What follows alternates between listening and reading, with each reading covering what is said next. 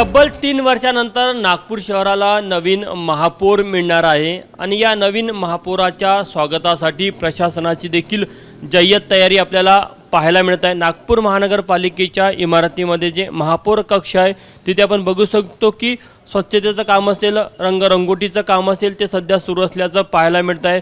सोबतच हे जे मुख्यद्वार आहे या मुख्यद्वाराला पॉलिश केलं जात आहे। आतमध्ये जर का तुम्ही बघितलं तर आतमधल्या देखील ज्या ग्रिल आहे त्या ग्रिलची देखील रंगरंगोटी केली जात आहे। एकंदरीतच तब्बल 3 वर्ष हे महापौर कक्ष बंद होतं, मात्र आता 22 जानेवारीला महापौर यांच्या सोडत निघणार आहे आणि त्यानंतर मग जी महापौर निवडीची जी प्रक्रिया आहे ती पुढच्या आठवड्यात होण्याची अपेक्षा आहे। त्याआधीच प्रशासनाने नवीन महापौराच्या स्वागतासाठी त्यांचा जो नवीन महापौर कक्ष आहे तो नागपूर महानगरपालिकेच्या इमारतीच्या आतमध्ये कशाप्रकारे प्रशासनाची जय्यत तयारी सुरू असल्याचं पाहायला मिळत आहे।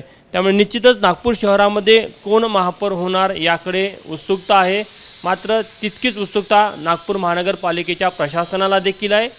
ते नवीन महापौराच्या स्वागतासाठी सज्ज आहे। कॅमेरामॅन मिथुन आत्मनेसह तुषार कोहळे, एबीपी माझा, नागपूर।